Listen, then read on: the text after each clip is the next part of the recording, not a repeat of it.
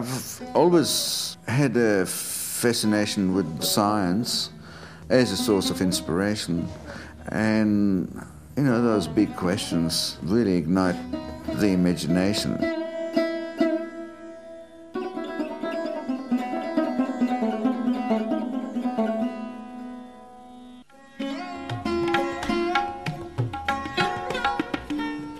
When I painted this series of paintings, of course, you can take a look at them and a lot of people will say, oh, it looks like ripples of water, it looks like rain, or of course, it can look like what you'd imagine sound to be as it echoes away. Circles, the circle is really the predominant shape in our life, in our world. What plays enormous role in this process is the light itself that falls onto the painting, which after all is what it's all about. One of the paintings in the last show is titled The Mystery of the Known. We know so much, and yet there is so much mystery still ahead of us. And what wonderful fertile ground for an artist to dwell on, so it's endless. Looking into a microscope or looking up into the heavens is all the same thing. It's the wonder of it all that I've been taken by.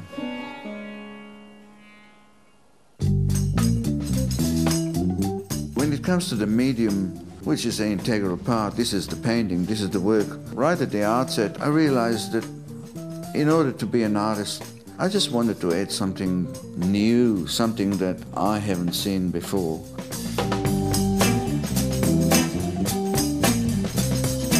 So experimentation was always a part of me.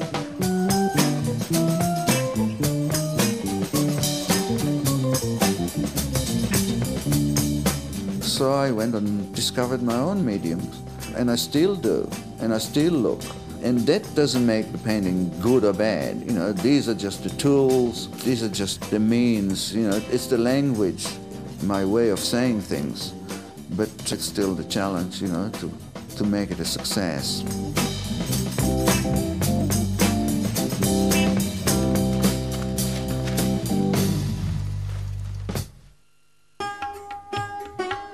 Abstraction, to me, is a challenge. This is my song. It's a damn hard thing to pull off a good painting, to create a great work of art, and it doesn't always work, but for me, abstraction allows me that freedom of expression, because the paintings that I paint, they come from the accumulation of experience and visual experience and life itself. I always find the analogy with music interesting because, those people who look at an abstract painting and can't quite relate to it, would listen to a piece of music and love it and, get a lot of pleasure out of it, and some of them would say that they understand it, and yet it's completely abstract, and yet it speaks to you. So, in that sense, abstraction works for me, and what I try to do with abstraction is to breathe life into it, to make it sing.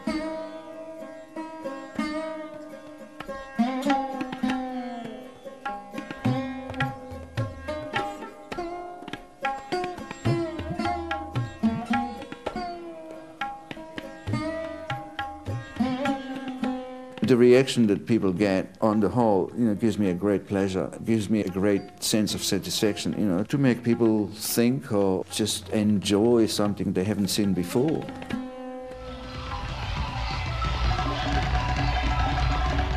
The piece for the festival is called Escape. As I was walking through the printing factory, coming across this envelope machine, it was spewing thousands of envelopes a minute, and there was these wonderful little offcuts, of paper that the machine was putting aside. And then the idea came, that I can actually sort of take this paper and paint some of it and fill up the gallery with it. It was a huge success, you know. I mean, you could see anyone who walked into the studio and just saw this abundance of paper and immediately started to sort of like build and throw themselves into it. We knew it was going to be a goer.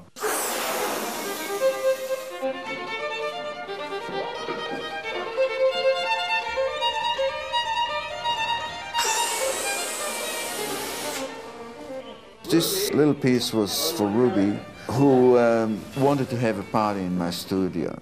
And I thought, well, I'll give you a party, Ruby. And it was done in the same vein as this installation. I thought, you know, just like a smaller version, but a wonderful opportunity to give these kids an experience and a sense of freedom is what we try to achieve, you know, to give us this kind of wonderful feeling of being in another world, you know, just you shut the door and you are in another world.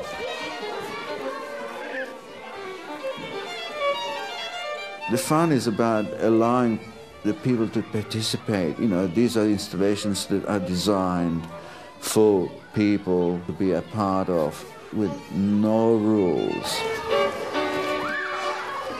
You can't change the world with a brush, that's for sure. But you can give people a lot of pleasure and joy, and the beauty of it is that we all have something else to say. The variety is infinite. My bit is about the wonder and the mystery and the joy of life itself.